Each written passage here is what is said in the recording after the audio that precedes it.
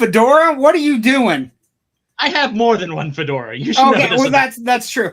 Welcome to Generation Movie. We're glad to be back. How was your Memorial Day? I hope everybody had a great Memorial Day. We're super excited to be here. Monday, June 5th. It's a good night for me. It's my favorite movie of all time tonight, so I'm super excited. And I saw it yesterday on the big screen where it should be seen. And everybody who has a chance to see it on the big screen has a chance on Wednesday at 4 and 7. And you should go because it looks beautiful in 4K. Okay, tonight we're doing Raiders of the Lost Ark, 1981. Easily my favorite movie of all time. Definitely in my top 5. Yeah, and we're gonna get to it, but I will say to you what I found. It's like the Jaws of action adventure movies. It's a perfect eating machine. Ooh. It's just a perfect machine of bells, whistles, and it moves. It has a locomotion to it that I was toying with words on the way home yesterday. There's a locomotion to the movie that is just kinetic and frenzied and fun and energetic and beautiful and just ever so perfect. And I also want to talk. We're going to talk about some other things, but I had such a good time in the movies yesterday. And I also want to say some things off the top. A big thanks to Jerry Kimura, who had a big thing on TikTok. He's been on Loud and Nerdy a few times. He's a very good friend of both shows. He had about a 75,000 hit thing on TikTok the other night. And he went out of his way this week to go onto TikTok and mention Generation Movie and Loud and Nerdy. So my heart goes, thank you so much, Jerry. We appreciate it. Thank you. It was like doing an ad for our shows, which was really nice. But it's been a great first months of this summer movie season, which has been really good as well. How was your holiday? How was your Memorial Day? Oh, my Memorial Day was pretty good. I technically the Tribeca Film Festival, which I will be covering for Film Buff, begins on Wednesday, but it kind of began for me last week when I started getting some screeners. I've watched a few things, started writing some reviews, hopefully lining up a couple of interesting interviews along the way. Fingers crossed on that. So I'm excited. If you have a review of Chasing Amy, don't you? Did you get to watch that early? Yes, I did. There are some people, the Indie Escape Network, Joe Ridgely, who, by the way, says, good evening, gentlemen. Good evening, Joe. Good to have you. Thanks for coming. We may be able to get you in contact with Ryan James, who is part of the production team on Chasing Amy. So maybe we can set that up with this now, but I appreciate having a second avenue on that. So thanks. Also, last week I was at the Block Island Film Festival with one of the shorts that Natasha and I have produced, and had a great time. Everybody seemed to like it. It was well received. Your grandpa ran this town at some point, didn't he? No, my grandfather was mayor of Cranston, which is back on the mainland. This is Block Island. But I did swing by City Hall the next day in Cranston. I wanted to drive around and stuff. I hadn't been in state in like 35 years. And it was nice to see. They have up in the mayor's floor, third floor of City Hall there in Cranston, Rhode Island. They have portraits of all the mayors going back to 1910. So my grandfather's portrait hangs right outside the entranceway to the city council chamber. That poor bastard in 1909 cut out. Cut out of the town's history. Good evening, Kathy Frazier. Thank you for joining us. We appreciate you. Anybody else watching the show want to chime in? Please say hi. We'll say hi to you. We'll do whatever we can. We've been away for a week. Summer movie. So you've had a good 2 weeks. You've had a good week off. You went, you visited like the homeland. Mm-hmm. You also got to deliver a movie. What's the movie name? What's it about? Oh, our short, it was called The Test, and it's about an engaged couple who take those 23andMe tests and get some disturbing results. They're And related then- to Ron DeSantis? No, okay, sorry. Just something that would be disturbing for me. Yeah, it would be disturbing for most people. For almost anyone. What would he say? Anyway, but so the other thing that's happening in the movie world. Well, first off, we're still on strike. We are headed towards a careening abyss of strikes because we're very close to the actor strike and we're very close to the director strike, the inevitable actor and director strikes that could occur. Well, the Directors Guild did kind of come to a tentative agreement over the weekend. Now, they got some gains that the writers were hoping to get. So, should the writers be upset that the Directors Guild got similar things that they wanted, but the producers aren't even talking the writers anymore? Nobody respects the writers. Everybody respects directors. This is terrible. I think it's good news though, because I think if you're going to bend, you start a bend. Like it's at least a trickle down concept that if you don't have a good writer, you don't have a good director. You know, those are the things that I look for in movies. So, and you also have to remember too that this is just a tentative agreement. It hasn't been voted on by the Directors Guild Association at all. You gotta think these guilds are going to stick together. Well, you've got this Screen Actors Guild strike authorization vote ends today. So we could find out before the end of the program what the results of that are, possibly, if they announce it. What has already happened is already it's already kind of, there's already been a flutter through things that are in production. Like one of the things that came out, if you're a Marvel fan, they are still filming Deadpool 3. But one of the things that came out, you can't do any script rewrites or you can't do any improv to a script, which I don't know if you're paying attention. Ryan Reynolds tends to do a lot of improving when he's wearing Deadpool's mask. So, you know, those are things that people don't think about, but they're part of the process. I hope everything gets worked out. Other big news of the weekend, fairly interesting, wonderful big news. Spider-Man Across the Universe grossed $120 million in a 3-day weekend. It's fairly impressive considering the first one only grossed $35 million in its first weekend, on pace to $198 million when it came out 5 years ago in 2018. It's a spectacular movie. Everybody should go see it. It absolutely is. It is a wonder. I don't want to give any spoilers, but I will say to you, there was one part where I openly cringed out loud, and after I cringed, I didn't mean to. Do you know how like sometimes you're in a theater and you say something and it spills forth, Rich. It comes, especially with somebody like me from an improv background, it just spit out. So there's a sequence where the villain ends up in a live action movie. Okay. As even that might be a little too much, but I know what you're talking about. Yeah. It's general. And what I would say is my only complaint about the entire movie is that you put that movie on par with any of the other far more successful Spider-Man movies.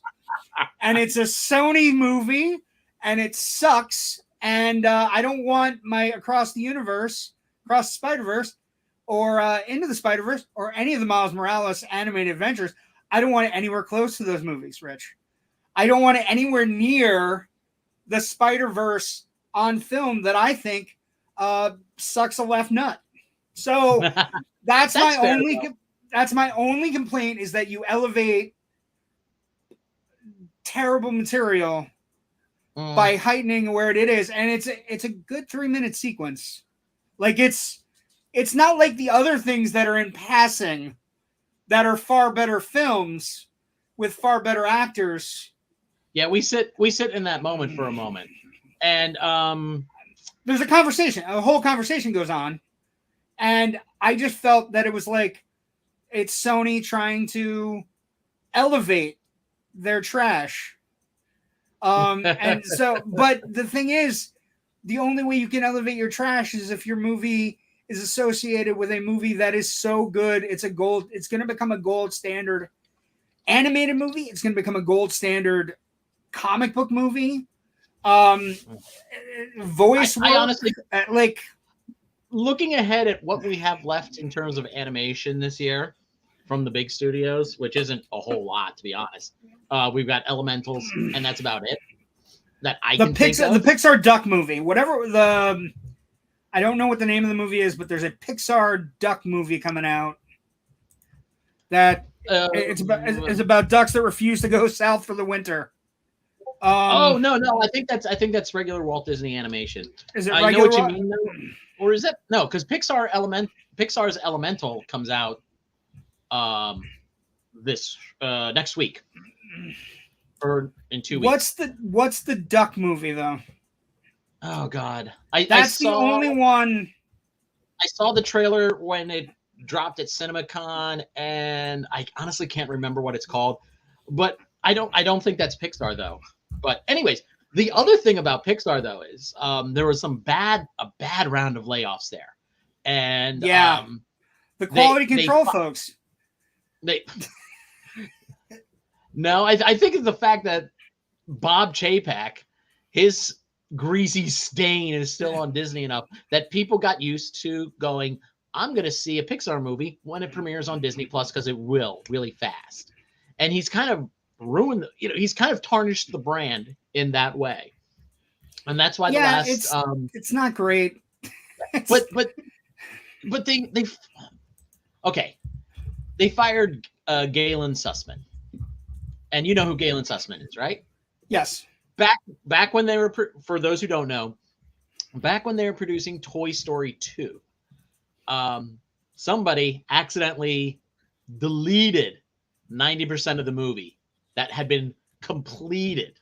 She saved Toy Story. They were going to be fucked royally, except for the fact that she had been working from home and had saved all of those files on her setup at home.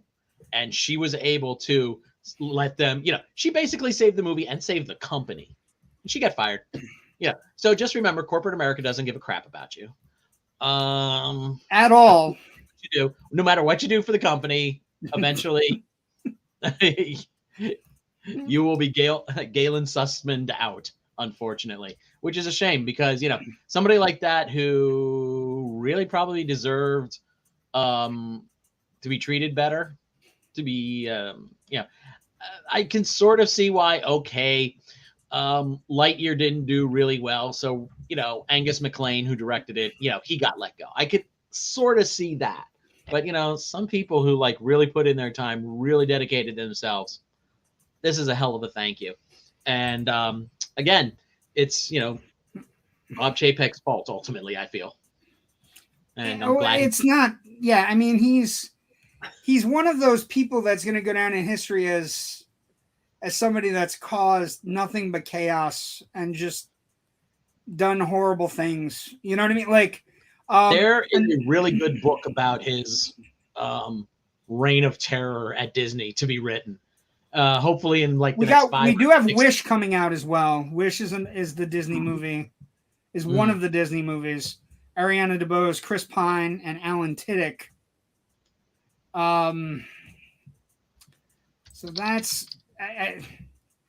I'm desperately trying to find the goddamn duck movie. Anyway, maybe it's not Disney. Maybe the duck movie might be maybe the duck movie is the Minions folks, the Universal. But I can't see anything else beating it. And the proper name though. And in the chat had the proper name though. Migration. Give him some credit there. Migration. Ken, thank you. It's Migration. I think it's Universal. I don't think it's Disney, but I am concerned. I think Migration Universal might end up being a very good movie. And good evening, friends. Good evening, Ken. Thank you for saving my ass. Also, but the other thing about the smart thing they did with regards to this production as well, Rich, is that everybody that directed the second Spider-Man movie are new people. So if they do decide to give the Academy Award to it, 3 new animators get the Oscar for it, which is a brilliant move if you're trying to, make the art form better. The movie's great. I am the summer is off to a great start. We've had, major hits. Guardians bringing Marvel back pretty well, which is not that shocking. I think what Marvel should take from Guardians doing well is find characters we really like, find directors we really like, and just keep on plugging away at stuff we actually want, as opposed to necessarily shoehorning things in. I think Fast X, already having a street date and a digital release date is fairly shocking. Also fairly shocking, the moment that the movie doesn't do as well as anybody thinks it does, Vin Diesel blames Jason Momoa and Dwayne Johnson, immediately blamed. Despite we're 10 movies in, and this is one of the ones where it's just not that great. Like Little I said, Mermaid, I really enjoyed Momoa's performance. I thought it was a lot of fun. It's over the top and great. Little Mermaid off to a fine start. Whether it lasts through, it's having a tough time breaking through across the world, which is interesting because it is one of the few movies that has a release in China, and the Chinese are not liking Ariel at all. So what you gonna do? But I was looking at it. What is happening this summer, Rich, is an interesting thing we haven't talked about, but we should. The cannibalization of theaters and movies is going to be at an all-time high. Because are you watching? Did you read the story about our friend Tom Cruise, who last year saved cinema as we know it, according to Steven Spielberg? Did you read the story about him fighting with Oppenheimer and Barbie for screens? Yeah. And just being like, hey, I saved cinema. I need those screens. I need the IMAX screens. And IMAX going, well, yeah, but Oppenheimer shot almost entirely in IMAX. So, yeah. I'm surprised. Right. I was also surprised to read that 2 weeks after Mission Impossible, not only is he fighting with Oppenheimer for screens, I'm not shocked about that, right? Because Nolan Films open. There's apparently an explosion in this movie that is a nuclear blast without being a nuclear blast, with no CGI, like real components to blow things up. So everybody's talking about that, but I'm surprised that they're competing with Barbie for screens, for premium screens. Now, don't get me wrong, Barbie, Greta Gerwig is a fantastic director. It's going to be great. I don't know that I need it on an IMAX or Dolby, but we'll see what happens. I just think it's. I think how much pink can you get? Well, all the pink apparently, because every bit of pink. But I just think it's really interesting. We're in like last summer we had no product, Rich. This summer we have product every week, and it's going to be survival of the fittest. It's. I was talking to somebody before the summer began, and they said, "Oh, I think Transformers is going to do great. The movie looks good." I'm like, "No, it's opening on June 9th. It's opening smack dab in the middle of Spider-Man and its renaissance, and it's going to go up against The Flash and Michael Keaton next week." And I just look at that and I go, "Buh. That's problematic for Optimus Prime, as much as we like Optimus Prime." And the fact, Rich, do you know that nobody knows that movie is a goddamn prequel? There is not a soul who has watched that trailer that knows it's to Bumblebee. Now, whether Bumblebee was a complete reset of Transformers or it's all prequels before we get to that first one, I don't know anymore. I kind of don't care. Got into a fight with somebody that Optimus Prime's new design looks better. And I'm like, it's not technically his new design. It's his old design. It's a fucking prequel, Rich. But speaking of movies that have sequels, I never got into the Transformers franchise. If you enjoy it, God bless you out there. But I find them to be exhausting movies. Like You know what movie they remind me of? Well, they're Michael Bay. Everything's Michael Bay. Yeah. Michael Bay's movies are exhausting. I did like Bumblebee. Bumblebee was great because it had Haley Stanfield in it, and it had Bumblebee, who everybody loves. If you had thrown Optimus Prime into Bumblebee, everybody would have been giddy as a clam. But the thing about Michael Bay movies, I find them exhausting, and not in a good way. Like, I find them to be 2 hours and 30 minutes of just, the rock grinding in Armageddon. That's all I can hear when most Michael Bay movies are going. Like when they get on the asteroid and they're oh my God. This just dropped a minute ago. SAG-AFTRA members authorized strike. Nearly 98% vote for work stoppage. Oh, it's going to be a terrible summer. Now they still have their negotiations to go through, and the SAG contract ends on June 30th. But they're going in with the writers support, guild support, IATSE support, Teamsters support. Jesus, and a strike authorization vote that's ridiculously strong. Do you know what I miss more than anything? What?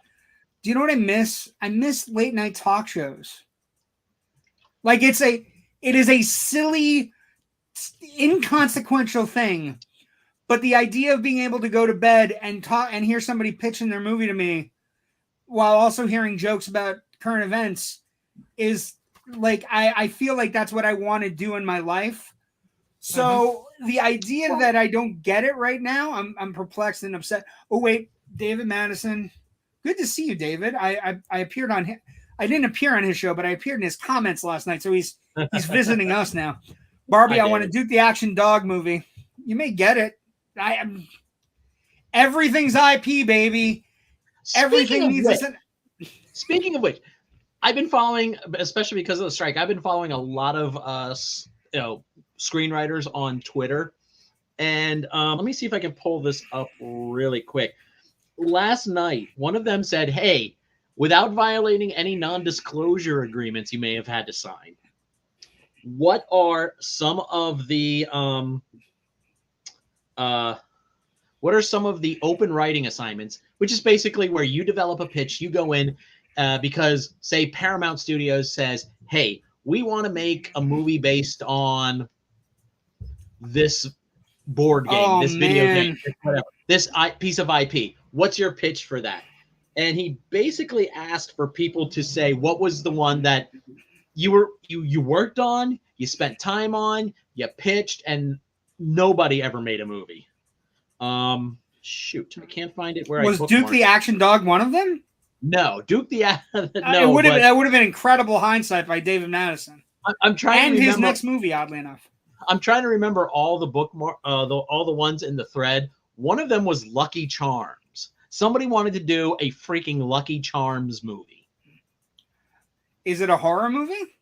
I don't know. I don't think it would be because I don't think General Mills wants a horror movie.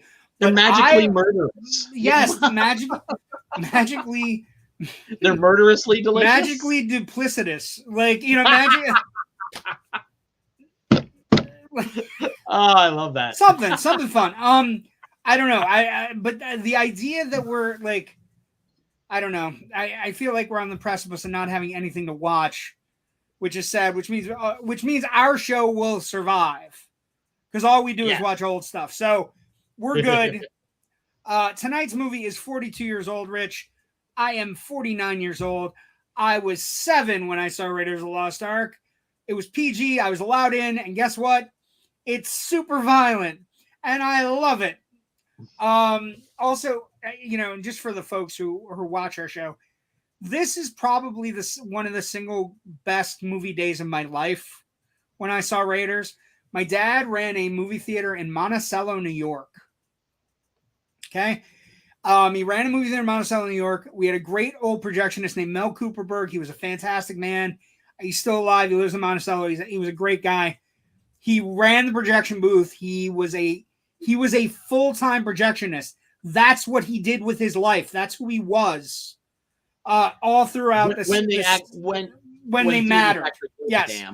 So he was changing, not xenon bulbs, but little core bulb, little like light fixtures that burned. So it was a dangerous job. But we got Raiders a week early at my dad's theater, and they put it together.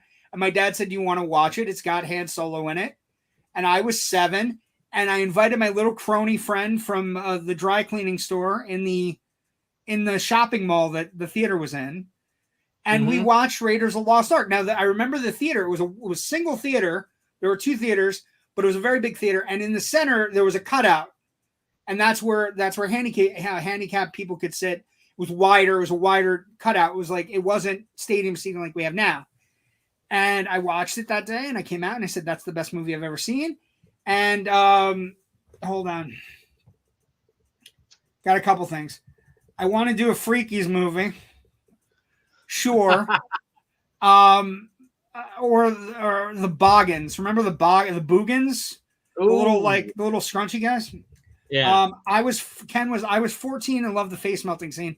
Who doesn't love the face melting scene? Nazis face melting? Yes, sign me up. I wish we could have more of it, actually. Yeah. You. This is why we're partners. Where in Monticello? It was David. It was in the James Way Plaza.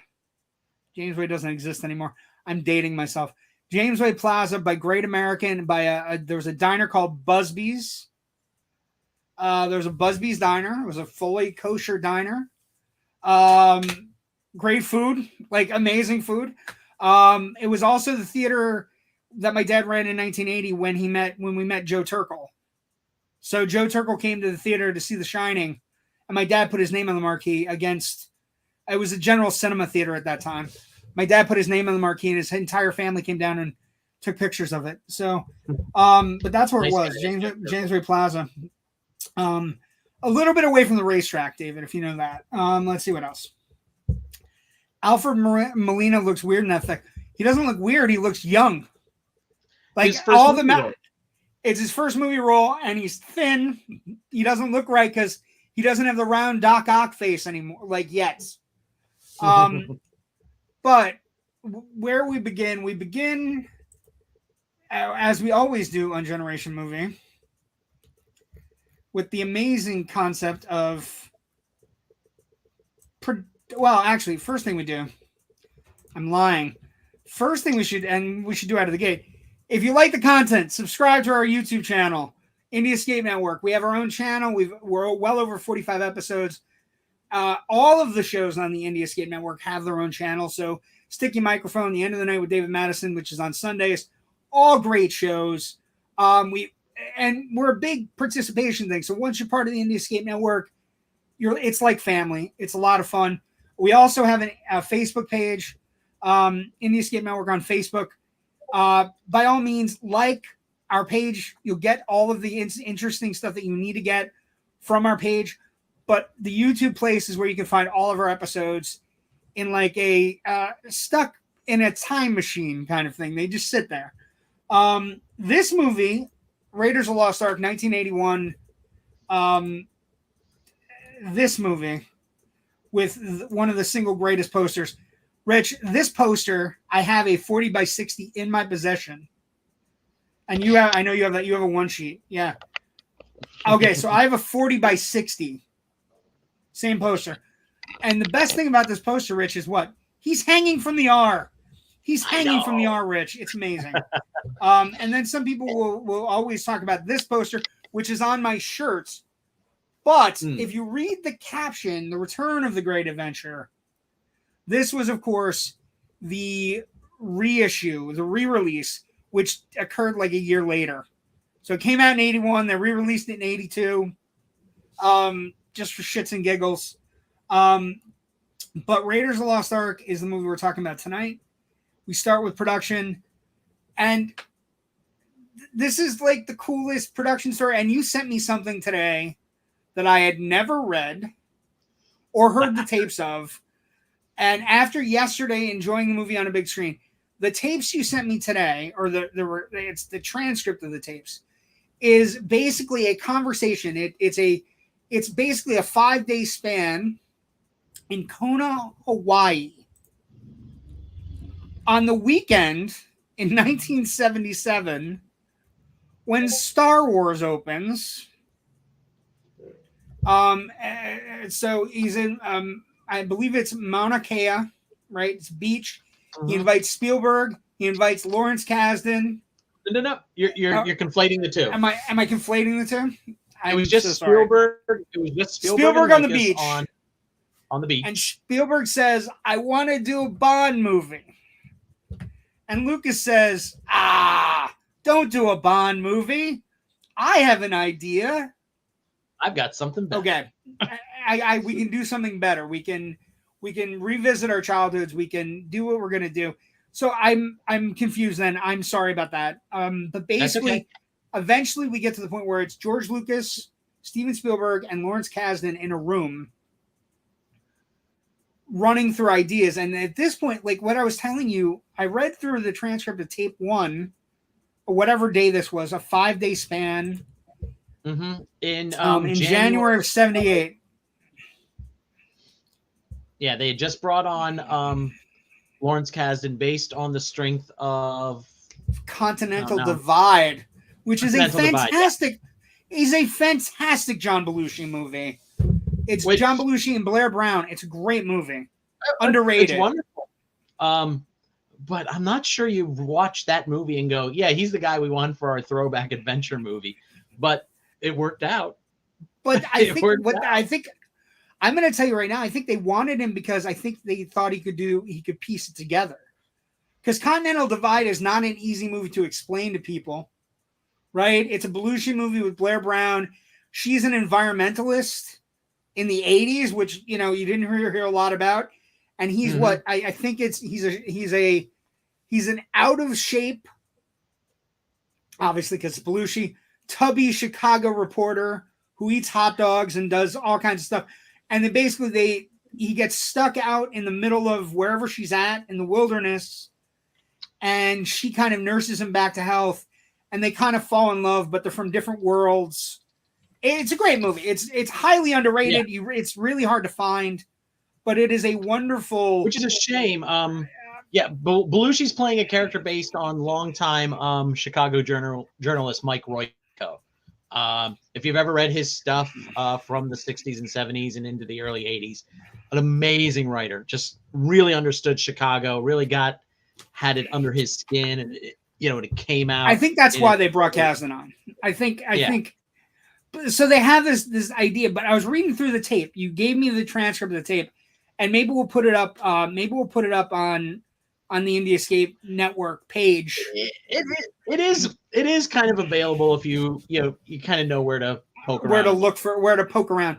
But I was telling you, one of the funny things is from day 1, tape 1, at the end, they have everything. Everything is right there already. Lucas and Spielberg have all the things in their mind, what they want to do. And Kasdan is kind of just, oh, you want that? Okay, I can do that. We can move this over this and move over here. There's discussions about Marion and where Marion fits. Their original inclination is Marion is like a cabaret singer who's also a German double agent, which is, kind of changes. And they give her a backstory. Yeah, they give a backstory and they change it around a little bit. So, I mean, they have everything. And what you kind of, see happening is basically they're going to make a serial movie from the 30s and 40s serial, and they're not going to give the audience anything but cliffhangers. So it's and I was watching it yesterday, Rich, I think that's one of the interesting things.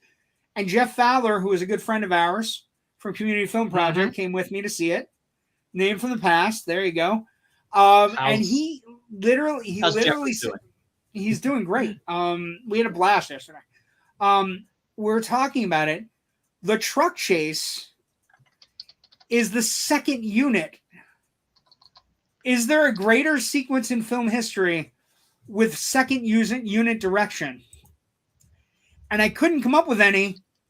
Mainly because I think the truck chase is is my favorite action film sequence in any action film. So, but it's second unit, and it's all cover shots and moving things around, and that's where like I think one of the things about this production is they had designs, they had they decide they get.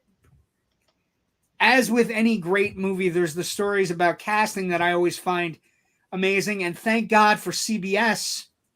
Thank God for CBS, Rich. And they're steadfast. Like, thank God for TV contracts so that we don't get stuck with people that may not be great. That's true. Before we move on, though, I did want to kind of note in the in that story conference between Lucas, Spielberg, and Kasdan, they didn't have it all on the page. They had more than what they needed on that page because there are segments that get lifted out, and we will talk about them next week. That get lifted out and dropped into a minecart thing, a pesky minecart chase sequence, and the raft sequence as well. That's right. They have so much on that that first 5-day meeting, that 5-day stretch at Lucas's place. They have so much that they're able to pick and choose and put things into the second movie once this movie hits, right? The casting is always of top mindset for me because here's the thing. Han Solo, pretty great character. Probably my favorite Star Wars character. But George Lucas was a little resistant to bringing Harrison Ford on. Yeah, but Spielberg was in love with him. And then Tom Selleck got hung up. And all of the, like, what I really was in looking at all the pre-production art and stuff, all of it looks like Tom Selleck. Almost all of it looks like Tom Selleck because they were sure they were going to get Tom Selleck. Well, he was the top choice, but they also had a couple of other people too.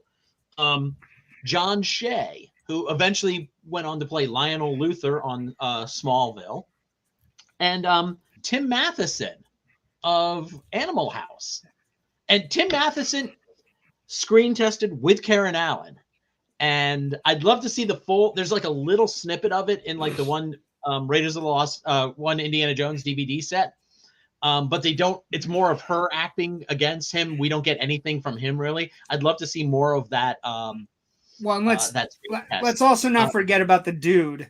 Jeff Bridges is also in that, and Nick Nolte. True. John, I don't know if they screen tested though. John Shea also screen tested with Karen Allen. And do you know who Tom Selleck screen tested with? Who did he screen test with, Rich? Somebody we talked about last time. Oh, I have no idea, Rich. Sean Young. Oh my God, really? Yeah, there's a brief bit again in that supplementary material in that DVD set with that. Sean Young was everywhere. I know. Never getting the job, but she was everywhere. Never getting the job. Always the bridesmaid, never the bride. Respect the hustle. What can I say? Well, and also, like, Barbara Hershey also read for it. Stephanie Zimbalist. So you again the interesting kind of tying to Remington Steele, right? And Amy Irving also, a little bit of nepotism, a little bit of nepotism at the time. But those are all like, and the one that, the one person that lost out big in this movie casting wise is Tom Selleck. I mean, Tom Selleck, this is the role of a lifetime at Tom Selleck. And I'm going to say something. I don't want anybody to take it the wrong way. I don't know that Selleck would have been bad. Like, I don't think he would have failed the movie. He wouldn't have failed the movie, I don't think. I think the movie would have had a different vibe, and I don't think it would have been successful. Yeah, absolutely. Let's see. I think it still would have been a hit, just not as big. Jerry says, "Good evening, fellas." Good evening, Jerry. Thanks for joining us, Lee. Thank you for your stuff. We got a shout out earlier. I know you weren't here to hear it, maybe, but you got a shout out. Thank you for all the TikTok work you've done for both Loud and Nerdy and Generation Movie this week. I appreciate you, especially since you're getting hits all over the globe for your guitar solo last weekend. But the production, like, you don't hear anything bad. There's no, like, nothing goes wonky. Nothing goes, like, everything goes swimmingly for this. Well, Spielberg was kind of rolling off in 1941. He kind of, which, was a lot of money for very little return. And he kind of had to shoot this quick and dirty. Economy of motion. Nobody, no studio really wanted to pick this up until they convinced Paramount to. And also, like, one of the things that comes up in the discussions is Lucas tries to negotiate a deal very similar to his Star Wars deal. And 81, the cat is out of the bag. He tries to keep all sequel rights, licensing. He tries to do all of that, and basically almost all the studios balk at it. And then when he tries to drag Lucas along, he does have another director in mind. One of the directors that comes up as somebody that he wants to work with is Philip Kaufman, who ends up making The Outlaw Josie Wales. So thank God for that. Or he's working on that or whatever. And he eventually never gets to work with Lucas on this.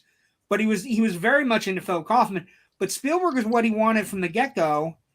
And Spielberg, this is right, after 1981, a lot of the studios are like, his movies are great, sure, but they come in over budget. And 1941 just tanked. And, so there's a little bit of things hanging over it. And Spielberg kind of says, we can shoot it cheap. And that's amazing. Lucas was basically like, let's just shoot this quick and dirty, like a TV series, because this is how, the old serials were done. And, so. Lots of second unit shots, lots of things where hiring out to other smaller companies for crowd sequences, all of those things are discussed in the thing you sent me, right? Where basically, hey, we can just hire, like, for example, there's a lot in the initial storyboard ideas or the talks. There's a lot of talk about filming in the east, like in Asia, and he's like, well, we can just get Run Shaw to take a bunch of his camera people out and just shoot a bunch of sequences, and then pay them for it and get it back to us. And Run Shaw, of course, the owner of the great Shaw Brothers studio. If you love Hong Kong action films, you know who we're talking about. Also the producer of Blade Runner. So it's and one of the co-producers on Cannonball Run, and that's how. Oh wait, no! I take that back. Sorry. That's okay. We're flying by the seat of our pants, just like Raiders. Yeah. But it's one of those things where the production, like, they film all over the world, but they don't actually have. They have very little issues. It begins on June 23rd, 1980. It ends rather quickly in September 1980, 73 days. And Lucas and Spielberg call it the film that had the least amount of problems because there was no studio interference, because there was studio indifference. The studio didn't know what it was. Well, I mean, famously, when they were filming in Tunisia, doubling as Egypt, they, a lot of the crew were getting sick from dysentery. They were just like drinking the local water, probably not a good idea. Spielberg was very much, had bottled water and canned food, and that's all he ate. Was this, canned food from England to keep from getting sick. Famously. Now, this leads into something, and it's not the picture I sent you. The picture I sent you just now is something else. But the famous story about Indy fighting the big sword-wielding guy in the Cairo marketplace.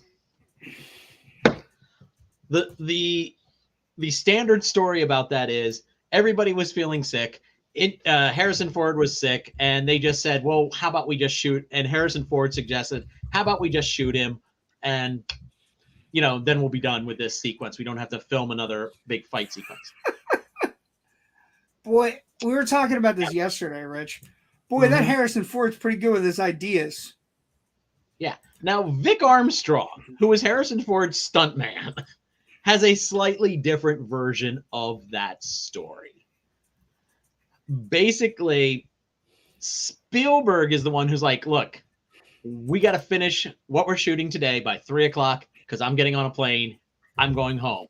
I've got all the other footage I need here. We're done. Now Dave Tromblin, who was the assistant director, the first assistant director on the film, was like, dude, we've got this whole fight sequence that we have to shoot. This is going to be like 3 or 4 days. And Spielberg's like, no, super choreographed. The guy in the marketplace is one of the greatest swordsmen in the world. Mm-hmm. Like, and they were getting ready to do a major choreography, a lengthy fight sequence with the sword, and he was hired to do so. And so when he's flipping the sword around, that's just supposed to be the beginning, folks. So I want to read here just a moment from Vic Armstrong's great autobiography. If you want a great, some great stories about making movies, right here, World's Greatest Stuntmen by Vic Armstrong. My copy's from England. Let's see here. Stephen watched and said, Spielberg, look, I'm going to shoot whatever I can until 3 o'clock because I'm getting out of here. Peter Diamond, one of the other camera people, producers, was dumbstruck. You can't do that. It's going to take 4 days to film this fight. It's a huge fight, and the guys have been rehearsing it for weeks. Stephen said, I've got a plane coming at 3. I'm out of here. I've got enough. I don't need any more here. Dave Tomlin, first AD, butted in. For Christ's sake, Stephen, you've got to do this. But Stephen was standing firm. No, I am out at 3. Tomlin said, well, it's stupid doing this whole routine. You might as well just shoot the guy with a gun. Don't be facetious, Dave. Then Stephen paused. I'll tell you what. Let's try that. Yeah, let's try just shooting him. And the rest is history. The rest is movie history. And also it's just kind of debatable how it happened. That's all. Right. It's a very much a story for the ages. Also really interesting in the sense that, you hear the dysentery story, you hear that Ford was sick that day. The things you notice when you watch it on the big screen, one, Ford's completely sweaty. Like he's way sweatier in that sequence than he is in any other sequences in Cairo. And then the other thing that comes across, that sequence pops in theaters. Like you may pop for it at home, but when you have, 60 to 100 people around you and they're all popping for it, it's an amazing moment. And one of the things, there were a bunch of kids that went to see it. One of the things the kids were discussing as they were walking out last night was it's amazing how everybody focuses in on the same things. And there was never a moment where the people were laughing by themselves, which is an amazing testament.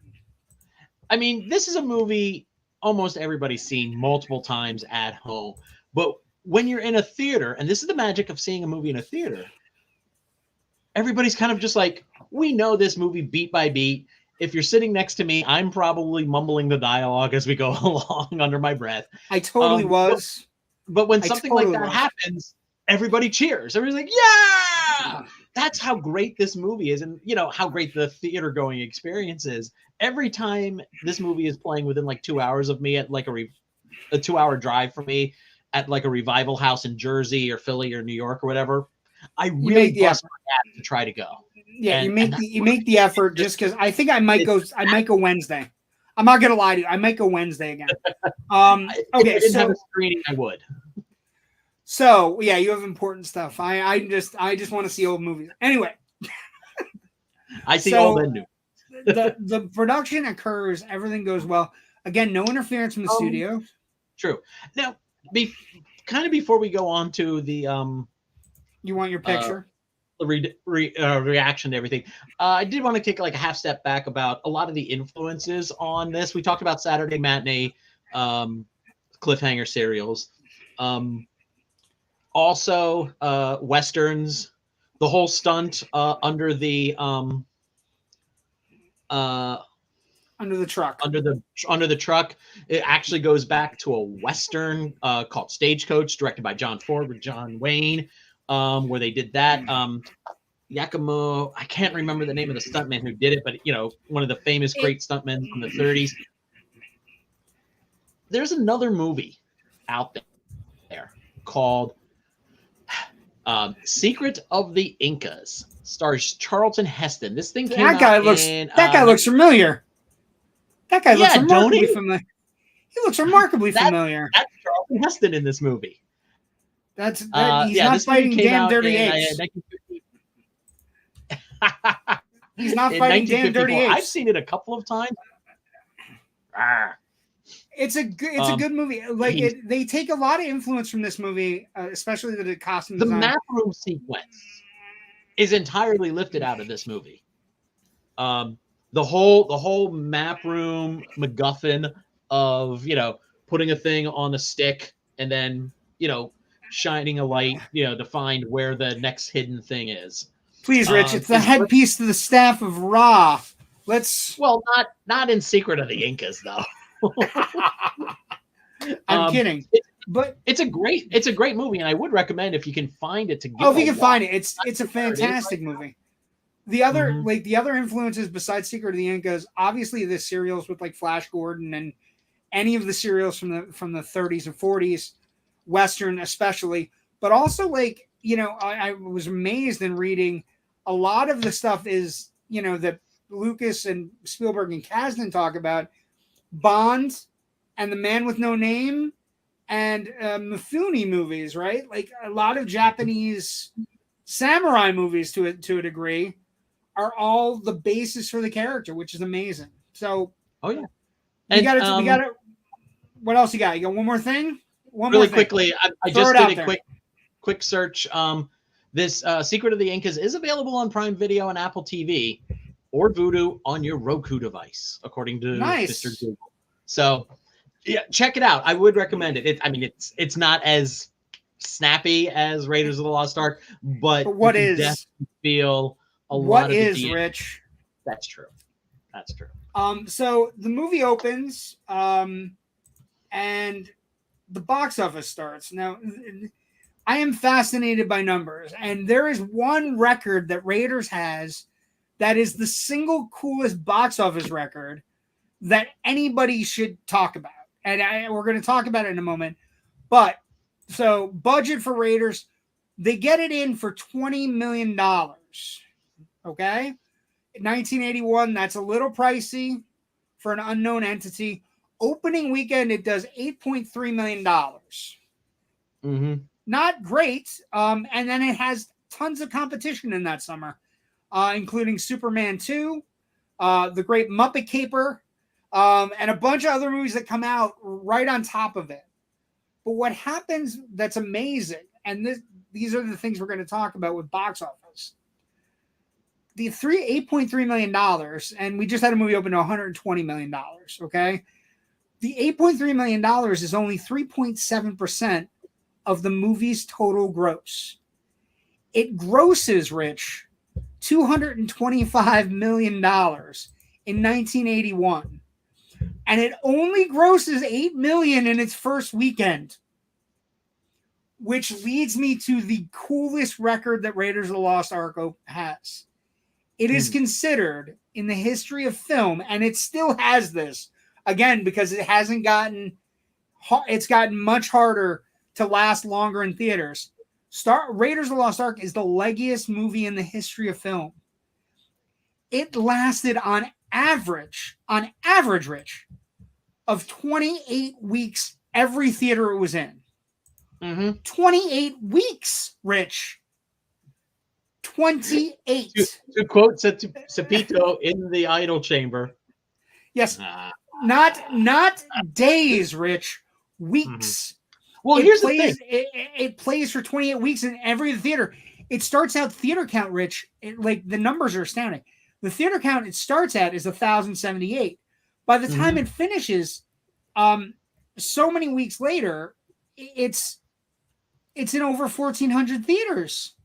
The adjusted domestic box office is $728 million.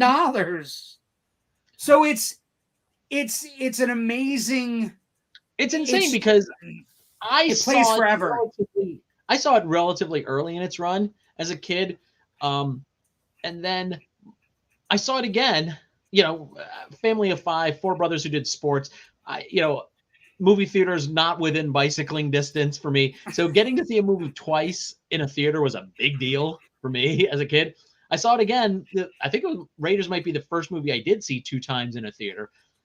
And I saw it for my younger brother's birthday at the end of November of that year. That's how long and this then movie it gets re-released.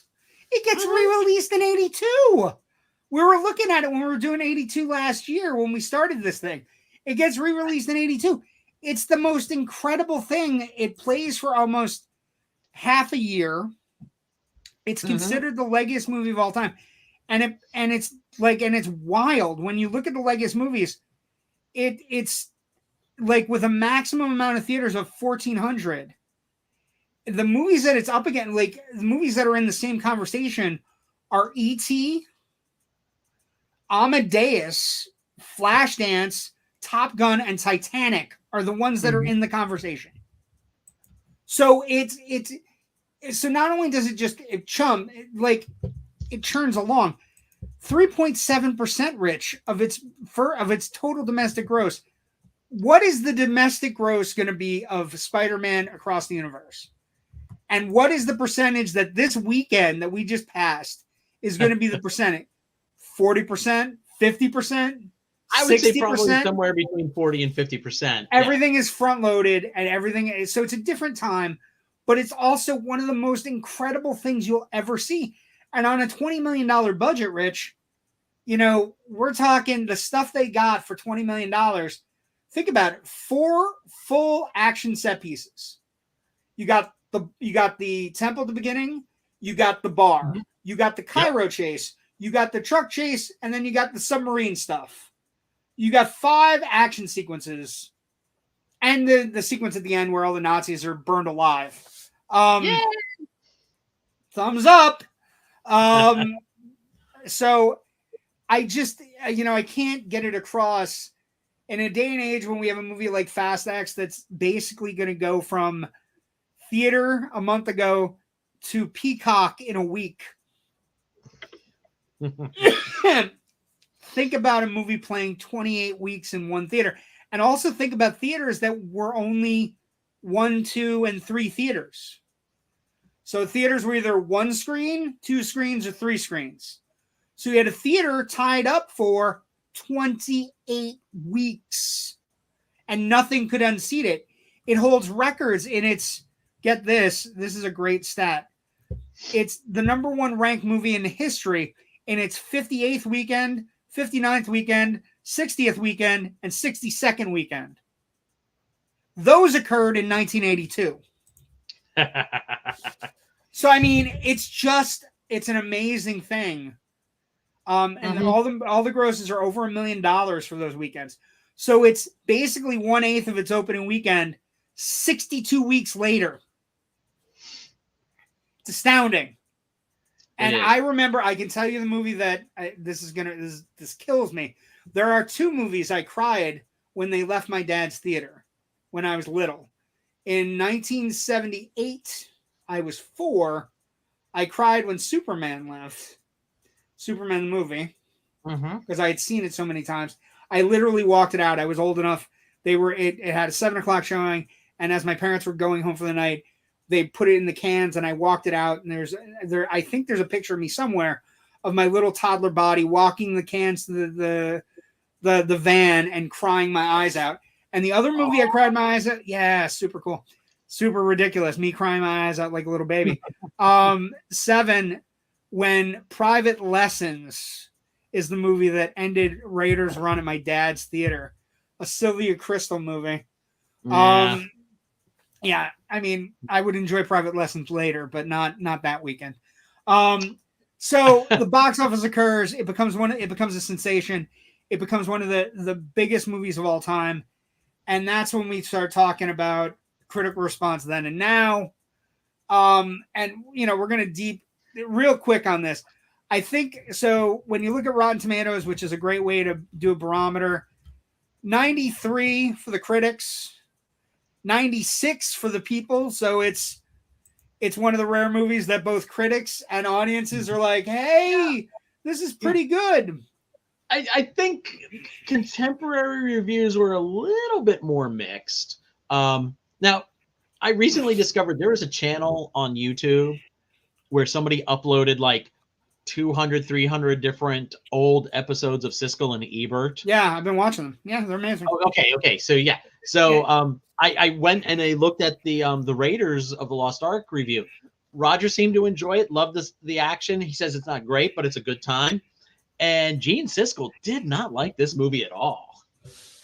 He thought he was bored with it. And I was like, ooh. And now I found one that I have to bring up. So there's a very famous film critic. I don't know how to pronounce his name. I'm going to try to pronounce it. Hopefully I get it right. May he rest in peace. He's a film critic for Philadelphia Inquirer. His name is Joe Baltaki. I believe it would be pronounced that way. I found this review, Rich, and this is one of the 7% that wasn't great. And I just had to bring it up because I want everybody to see, and I'm going to read some things.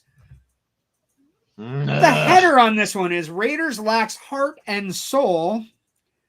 So Joe is not a fan of Raiders of the Lost Ark. And there's some key points that are just too good to be true in this review. And one of the things I will say, I was going to try to look up Joe and try to reach out to him and ask him, because I'm always intrigued, because I think it's one of the things that Roger Ebert always talks about the idea of maybe changing your opinion on things. He unfortunately passed away in 2020 due to cancer, so may he rest in peace. But he didn't like this movie. And what I want to say, I want to show some key points. So in the second column, second paragraph, it says, and I quote, "Like last year's The Empire Strikes Back, this is another elephantine adolescent fantasy that's generous in scale and effect, but stingy in heart and soul. There's no sense of humanity here, just an empty core surrounded by a big toy of a movie. And I, for one, can't get caught up in any film's action when I don't care about the people involved." So for notes, for people who are listening, he didn't like The Empire Strikes Back either. Just so we're clear on where this is headed. So I'm going to read some more. Third column, paragraph all the way down.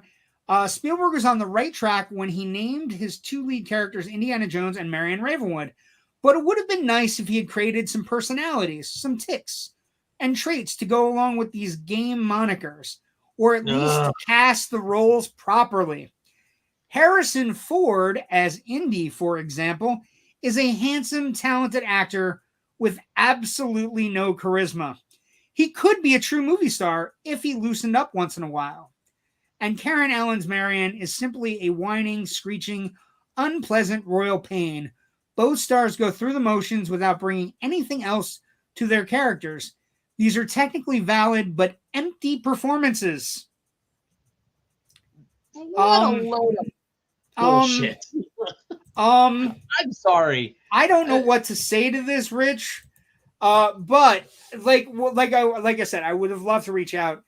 I think one of the things, so 93% of people, the reviews are splendid. And when you look at them on Rotten Tomatoes, you look at somebody like Vincent Canby, who's a pretty good. Roger Ebert, Raiders grabs you in the first shot, hurdles you through a series of incredible adventures, deposits you back in reality 2 hours later, breathless, dizzy, wrung out, and with a silly grin on your face. And all of them have that.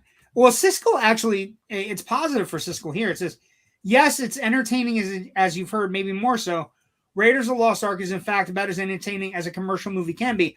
I think that's just Siskel, like he didn't like commercial movies. is the gist of that. That could be it too. But and yeah, Vincent Canby, he was not enthused. Vincent Canby was very succinct, right? To get to the point immediately, Raiders of the Lost Ark is one of the most deliriously funny, ingenious, and stylish American adventure movies ever made. That one hit me. And what I discovered as we talk about it now, you're right. Part of the interesting thing as watching these movies, so things that come up now are, how loose were they with the PG in 1981? Pretty loose. It's pretty violent. There's a lot of dead bodies and there's a lot of blood and there's a lot of people melting and stuff. I don't But know I if there's did. a lot of blood.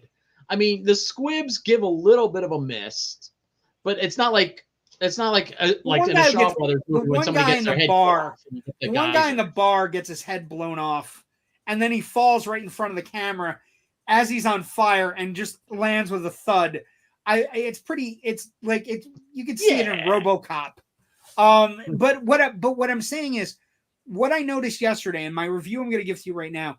First off, it's a movie I've always loved. I will always love it, no matter how. Like I will be buried watching it. It will be on at my funeral. I guarantee it if my wife will allow it. Uh, probably won't. But what I would say is what I noticed yesterday, it's like Jaws, right? I think this is the best way I can describe it. It is a film engine. It is a perfect film machine. It has a sequence. The sequence happens. It glosses right over the cliffhanger, moves on to the next sequence, and then there's another cliffhanger, and then it moves on to the next sequence. It's like locomotion. It never stops. It's always moving. It's always chugging forward, forward, forward. Ford is game. Ford is there's a glint in his eye that is just it's not the same when he's Han Solo. I know people love him as Han Solo, but his defining character is Indiana Jones. And there's just something about him. There's the smile, the trust me. And I'll tell you my other favorite thing. During the truck chase, so a truck chase occurs. Truck chase, it to me is the greatest action sequence ever put on film. Like it's from beginning to end. It has horses. It has Germans being thrown off cliffs. It has a guy going under a truck. It has somebody getting shot, kicking a door off. It has everything. And it also has the single greatest face in the history of film, which is Indiana Jones' pissed off face. Like the moment he kills the German that's taking possession of the truck for a moment, throws him out of the truck and runs him over, he slams the gear and he just has a look on his face like he's gonna kill somebody, and he tries to. And I enjoy it every time I see it. He's been shot. He's miserable. Like it's the character's not invulnerable. It's amazing. But I was thinking about other things too, Rich. Howard Hawks had a rule. What was it? 3 character segments as long as they're interspersed, 3 action sequences, and you have a movie. There's 5.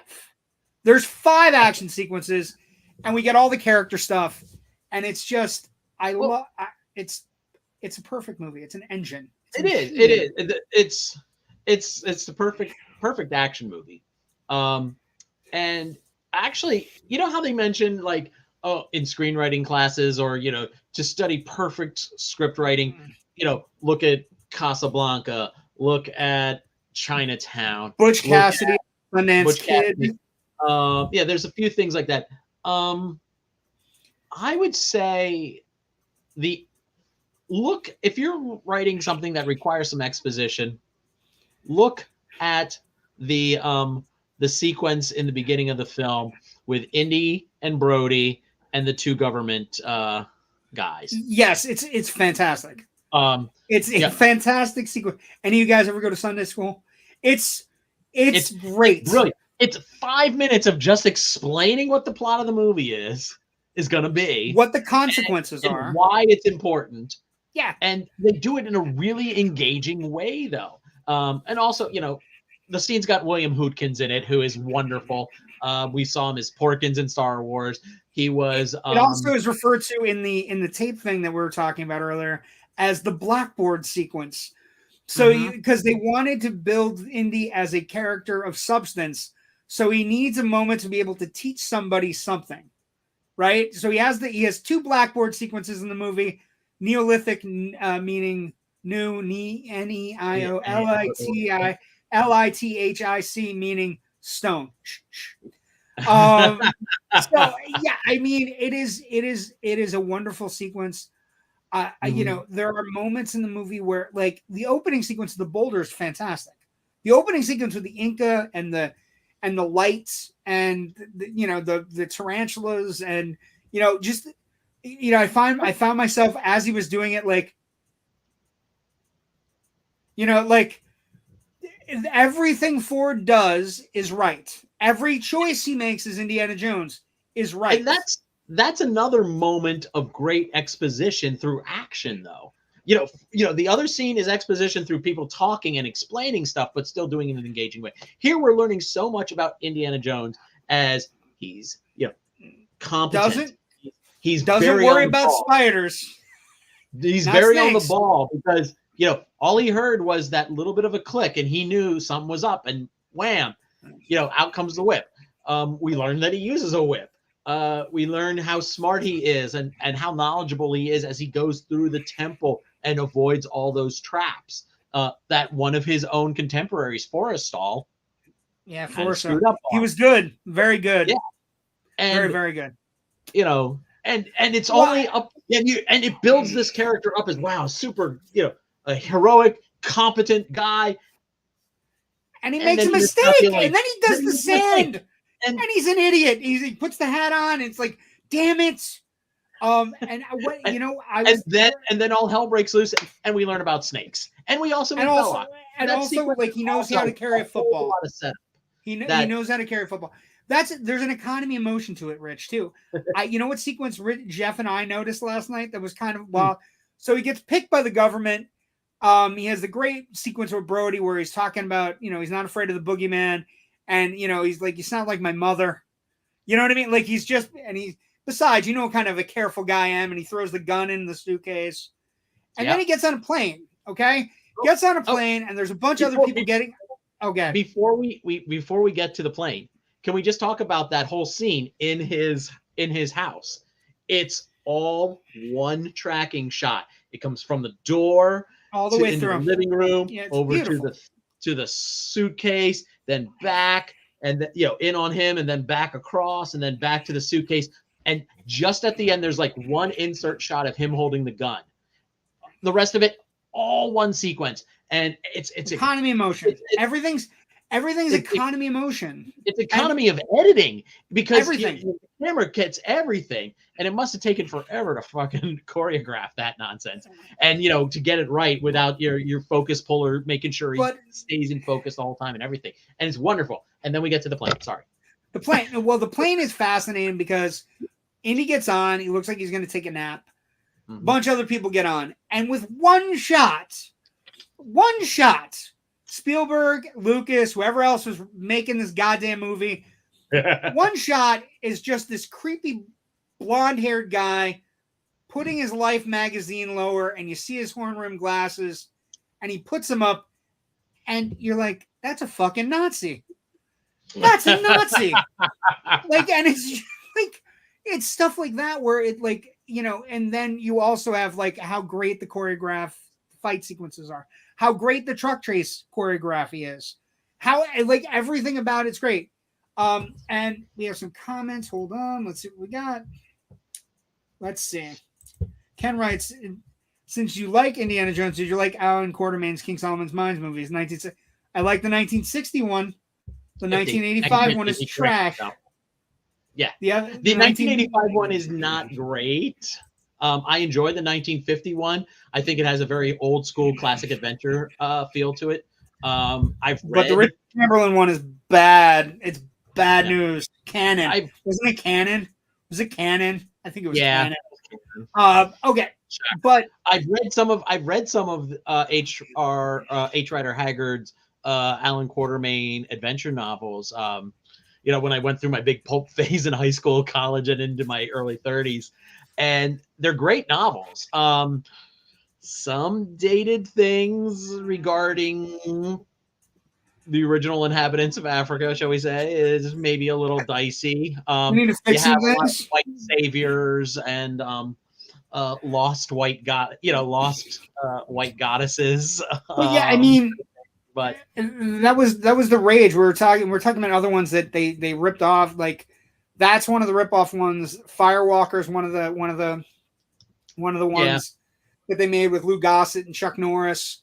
I can't fault people trying. Yeah, for going to the Alan Quartermain stories to do a Raiders, to draft on the success of Raiders of the Lost Ark, because it's like I hey, would Star say- Wars is big. Let's do a Flash Gordon movie. As a final unfortunately touch into this, is it one of like the 5 or 6 perfect movies? I think it is. I think it's one of the 5 or 6 movies that you watch a bunch of times and you try to find something wrong with it, and then we're gonna get into something in a moment we're gonna talk about in the legacy. But it's very hard to find anything wrong with it, and it's so well done. And it's craftsmanship. It's perfect. It's well designed. They picked the right actor. They picked the right actress. They picked the right side actors. John Rhys Davies. Denholm Elliott. They picked everything right. Paul Freeman, who deserves, because you're only as good as your villain. And that sequence where he's talking about the watch and the sand. You know what I mean? You take it. $10 from a vendor in the streets. You take it, you bury it in the sand for 1,000 years. It becomes priceless, like the Ark. Men will kill for it. Ronald Lacey as Tolt. Oh my God! Is amazing. Oh my God! That sequence got such a great. The coat hanger sequence got such a buzz in theaters. It was beautiful. But let's talk about legacy, because we're running long, and I don't care. We're going to be doing legacy of this for the next couple of weeks, I think. Well, first off, franchise viability. We're 4 movies in. We have a 5th movie coming out. The last Indiana Jones adventure coming out at the end of the month. Indiana Jones' Dial of Destiny, June 30th. Part of the reason we're doing this whole rigmarole of what we're working on, which is this concept that we're getting the summer of '89, summer of 2023. We get Batman played by Batman. We get Indiana Jones played by Indiana Jones well after the fact, leading up to Dial of Destiny. And, I just, what I would say, obviously it has franchise viability because we're still going to try to make a movie. We have legacy and franchise viability because it made a TV show that is, first off, all of these movies are going to be available on Disney Plus right now at the moment. You can get off this episode and go watch it on Disney Plus. And the Young Indiana Jones Chronicles are all there as well. They fixed some things. Yeah, they moved some things. Do we have time for me to do my rant about that, or should we save that for another? We should save that for another time, not next week either, because we got to talk about that in a moment. Yeah. But what I want to say to people, and this comes from a conversation. I was playing D&D on Saturday, Rich. I have a good friend that I play with. He's much younger than us. Okay. And he said, it's a good movie, but it's not it came out in 1981. It's not that important. And what I would say is, after you were done beating him, what did you tell him? Well, we play online, so I couldn't beat him. I took 10 minutes to kind of breathe down and just try to not hyperventilate. What I would say is, one of the things that has to be taken into account with the legacy, it changed the way movies are made. Like, it is the first thrilling ride movie ever made. Like, there were blockbusters, certainly Jaws and certainly Star Wars and The Godfather, and like, there are big movies, but this is the movie that changed the style of movies. Fast action, quippy dialogue. If you love a Marvel movie, I hate to let you in on it, Raiders is there. If you watched a Captain America movie and you thought, hey, the first Avengers is a pretty great movie, and Joe Johnston, God, he loves movies and all this other stuff, it is all from this movie. If you watch The Rocketeer, or if you watched, any of these movies that have come out that are action movies that have any kind of a serial basis or any kind of anything, Raiders is the granddaddy, is the grand poobah. And to be honest, Rich, nobody's even close. The Rocketeer is a great movie. The cornerstones of the whole summer blockbuster idea, and how movies were shaped by a very small number of creators in like the late 70s to the early 80s. You're basically looking at Jaws, Star Wars, and then Raiders and E.T. Raiders Lost Ark, E.T. Those are the ones that all kind of like shifted that paradigm hard. For better and worse. For better and for worse. Concept. Yeah, for better, for worse. And then, everybody suddenly was, that was it. It was all over. And also just the way it's structured. And here's the thing. It's really funny. We've gotten away from the economy of motion film, right? We're in an age right now, Rich. You and I go see movies every week. We're in an age right now where the movies are 220 to 250. 220, 2 hours and 50 minutes. We went into Raiders yesterday at 4 o'clock. We came out at 6. Didn't feel gypped. Didn't feel like we weren't getting enough. And I think the economy, the editing of Raiders, the way it's sculpted, the way it's shaped, the way it's forged, it looks easy to do, right? Mm-hmm. And the legacy, the negative side of it is that everybody thinks they can make this movie, and everybody thinks it's just a basic, generic kind of an action movie. And once you like, anybody who's in film school, or if you're a film person that really loves movies, if you haven't seen it, I urge you to find somebody that loves it and watch it with them, so you can see it through your own eyes and then see it through their eyes. It will change how you view any other action movie you go see, both negative and positive. Because like, this movie doesn't show any of the wear and tear. And we're 42 years in of any of the movies that have come after it. And and it's so special and so ingrained. And the vulnerable hero at this point in the before Star Wars and Raiders, heroes were infallible. They weren't changing their weapons. They weren't loading. You know what I mean? Like, it was a different time, man. And this, Ford creates a character that's charming, charismatic, a little roguish, and it will be the defining characteristic on a great many characters moving forward that you all have fallen in love with. If you're looking at like Iron Man by Robert Downey Jr., I guarantee there's a bit of Indiana Jones in him. You know what I mean? If you look at Chris Evans as Captain America, if and get away from those movies, look at like Batman '89 or any of those movies. The idea that you can make a movie in 2 hours and make a concise ball and just it's an incredible legacy. It's an incredibly lean movie. There's not an ounce of fat on it. There's not a moment where you're like, well, we really didn't need that, did we? It's so economical.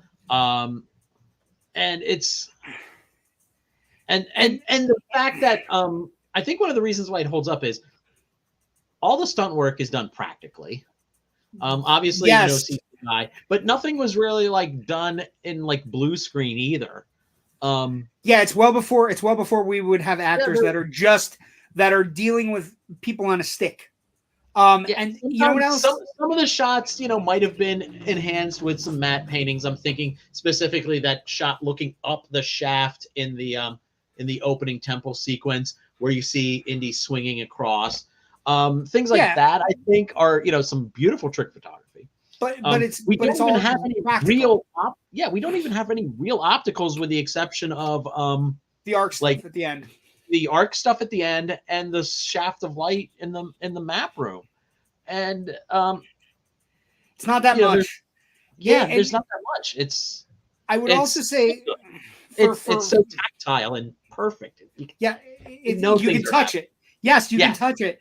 What I would also say, an interesting side note, it is one of the rare movies, like The Secret of the Incas you brought up, but it does denote other movies, like like a legacy wise. Like, I'll tell you what, if you've ever seen Citizen Kane and you watch Raiders and you don't get Xanadu at the end of the movie, I can't help you. I can't help that Spielberg and Lucas and Kasdan and everybody who made this movie gave us gifts of other things like Secret of the Incas or Boga or Treasure of the Sierra Madre, or they're all there. There are pieces. The legacy of this movie is that it incorporates stuff from the past and also lays a blueprint and groundwork for the future. Well, Star Wars and Raiders were the two movies that kind of indirectly kind of influenced my, or birthed my interest in old film. Love of film. Yeah. Star Wars, everybody was like, oh, Flash Gordon, serials and stuff like that. So they put that on. And then Indiana Jones comes, Raiders of the Lost Ark comes out. And again, like your local PBS station or whatever starts running like all these old adventure serials. So I saw stuff like, random episodes of Zorro's Fighting Legion. I never, tuned in every week to catch the whole run. But you still got Turner Classics doing that stuff today on Saturdays. And here's an interesting legacy. So this is a legacy that I was thinking about, and I'm glad you just said what you said. I would not be on a podcast called Generation Movie had I not fallen in love with this movie when I was 7. Right? So it like one of the things about Raiders is it's so special, and it's so enigmatic and so wonderful, and it inspires people. It inspires you to like find love for movies. It's one of those movies. We have 2 comments. Let's see. Thanks, Ken. Indiana Jones movies, I think, are on Tubi and Plex as of this month for free. So if you don't have Disney Plus, or you don't have them on Blu-ray or VHS or laser disc or whatever way you have them, interesting. Joe said, off topic, I think Atari 2600 Raider game, first game, needed to use 2 controllers needed to beat the game. I can see Raiders being harder than any other game. And the legacy, like the franchise viability, it creates one of the 10-pole franchises for both Paramount Pictures and for summer blockbusters. We get 3 super movies, one we don't know yet, and one that's wildly misguided in the hatred for it. The idea that people super hate it for 2 scenes and an actor is just ludicrous to me, because as I've said to you and I said to other people, even a bad Indiana Jones movie is better than half the movies I go see. So, but this movie, and I just did a quick check. If you do go to Turner Classics on a Saturday morning, right now they're in the middle of a run of the Batman serial. Oh, that's fantastic. Those are really good. Those are a lot of fun. So I mean, that's the thing. The thing about Raiders is it not only has a love for old movies, like go search out Secret of the Incas, search out Treasure of the Sierra Madre if you've never seen it.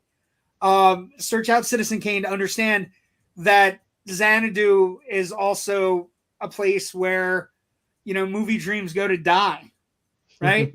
Go watch The Maltese Falcon to get an idea of the side characters that you're going to see in an Indiana Jones movie. These are all things. So not only do they take from the past and show a perfect love affair with the past, they give a blueprint for the future and make blockbusters. Any blockbuster you come up with, like say you loved Uncharted last year. If you loved Uncharted, that's great. You'll love Raiders. I liked Uncharted, but it's not Raiders. So that's the best way to end, I think, tonight. Rich, where can people find your stuff? One note I forgot to bring up when we were talking about casting. Oh, wait, hold on. We got one comment and then we'll do the note. Oh, okay. The treasure, Michael Jonathan Dowswell. Welcome, Michael. You're the first comment you've made. We appreciate you. Treasure of the Sierra Madre is amazing. Love it. Yes, and so did Spielberg and Lucas. So what was the one note that's on the magic pad? You're still writing stuff down, you. Who was the original casting choice for Sala? Ooh, interesting. But like Tom Selleck, had a TV commitment that they couldn't get out of. That sounds terrible. I feel bad for this actor, whoever it is. Was it Danny DeVito? Right you are! Hey, he got into an adventure kind of Raiders-y movie. Well, that's another, like we're talking about Romancing the Stone. All of the movies that come after Raiders, Romancing the Stone is a great movie. It's a fantastic movie. It's not Raiders, but it has Bob Zemeckis going for it and pretty good casting. Yeah. So you can't go wrong with Raiders. It's the best hour and 55 minutes you'll spend on any given week. Where can people find your stuff? And then we got stuff to talk about. So okay. All of my writing can be found at filmbuffonline.com, including starting late this week, we'll be starting in on my Tribeca Film Festival coverage.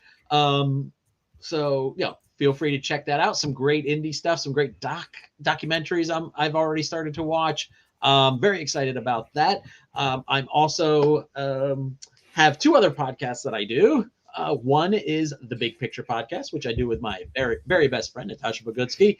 And we haven't done an episode of that recently, but we are going to be probably next week. And that might even be a clue as to what we're going to be talking about. I'm also the other, yes, the other podcast I do is called The Film Scribes, and I do that as a member of the Philadelphia Film Critics Circle. We just did an episode last week, which is out now for your perusal. Across the Spider-Verse, I assume? No, we didn't get to Across the Spider-Verse. Okay. Yeah, I think that's probably going to be our next one. I stopped you. I'm sorry. That's okay. And I can be found, Film Buff Online can also be found on Facebook, where we do, in addition to links back to our site for our stories, we try to have some history posts, things like that, a little bit of extra stuff for you if you find us on Facebook. And I can be found on Twitter at FilmBuffRich. Okay, so I'm on Facebook. We have the Loud Nerdy group. Please, by all means, like, subscribe, enjoy. We do Loud Nerdy every Tuesday night. I'll be there tomorrow night, 8 o'clock, with Jerry Kimura, who's joining me tomorrow night. Super cool about that. He just had a big hit on TikTok. Plays guitar for a band called Slapjaw. We're looking forward to seeing him. Find me, JW the Movie Guy, on Facebook, on Twitter, and the Instagram now, which is super interesting. You can find all of our shows at the YouTube channel for the Indie Escape Network. We're super happy about being part of the Indie Escape Network. It is a great place where creatives unite. And then we also will be back next Monday night.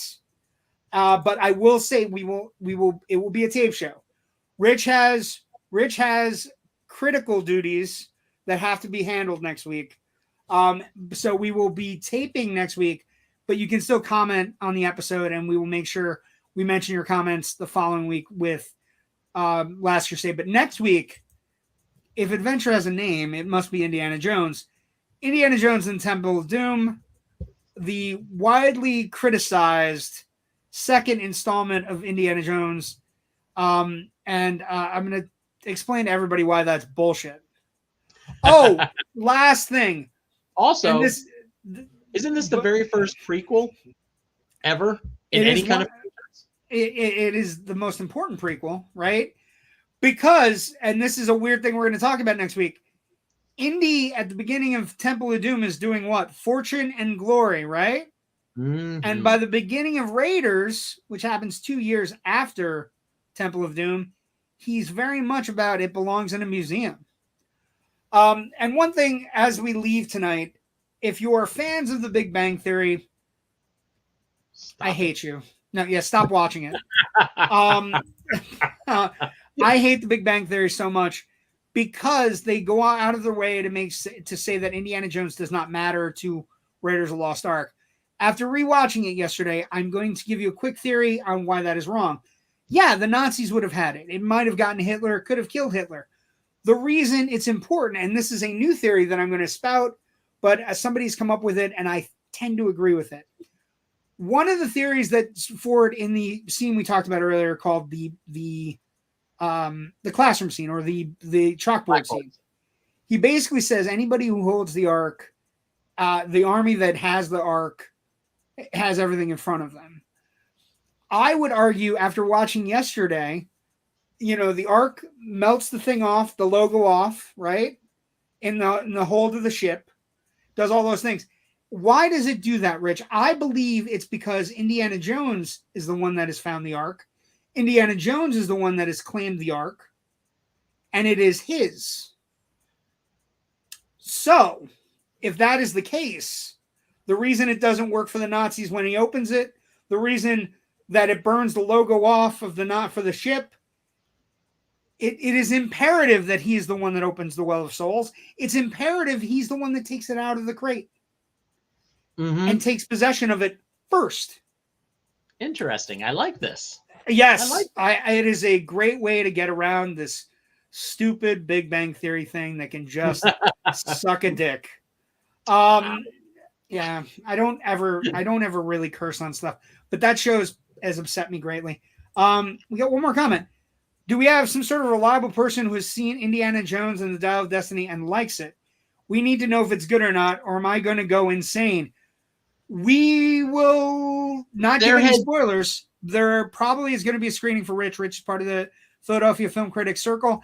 Michael, if I think Michael might be from an Indiana Jones group that I put the link up for. Glad to have you, Michael. Michael, as of now, it's only screened at Cannes. I have not heard of any critic screenings across the country. Not for long lead press. Nothing out in Los Angeles that I've heard of.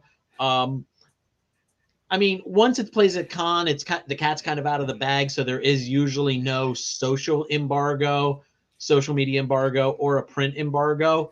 I'm not sure if they're still trying to enforce one, though, or not. I have not heard of one. It doesn't have it. It's at 50% on Rotten Tomatoes, 49%, I should say. No, it's up to 50, but that's only 46 reviews. So, it started off much lower than that with like 6 reviews, and it's slowly risen up. So once it gets out to more critics, who knows? The other thing I would say to you, Michael, is, and if I can't get it across to you any more than I did, even a bad Indiana Jones film is a good movie. I have faith in Mangold. I have faith in Ford, because even one of the things I think we need to look at going into is if Ford is playing this properly, it will be a bittersweet ending no matter what. And, you know, I don't want to get into all the woke nonsense and all this stuff about attacking Kathleen Kennedy or any of this other stuff that I feel is drivel. I think if Ford is saying to me that it is the end of the character, I'm going to be there. We're probably going to go insane. But maybe we're going to go insane, Michael, because we're losing a bit of our childhood, is the best way I can describe it. You know what I mean? And maybe the reason people are a little bit jaded on it at the moment, it's at 50%. It needs a 10% boost. And we're only 46 reviews in. I'm not as worried as everybody else is. No. Also, I think, and Michael, whether you hate Kingdom of the Crystal Skull or not, there are good moments in Crystal Skull. There are indie moments in Crystal Skull. And for me, it makes it better than what it is, than any like other movies. Like, so let's wait. Let's pump the brakes. But Michael, you are clearly invited back next week for Temple of Doom, and then Last Crusade, and then Kingdom of the Crystal Skull, and then maybe Rich and I do a quick deep dive and do the next one the weekend after it opens. But we'll talk about that then. For now, Rich, Drees, a top man, and me, obtainer of rare movie opinions, will, how do you say it? Obtainer of rare antiquities. We'll say goodbye for now. We'll see everybody next week for Temple of Doom, which is, it oddly enough has my favorite indie moment, like one of my favorite indie moments. So we'll talk about that when we get there. I mean, can't beat it when he's saving a bunch of kids. I'm sorry. We'll talk.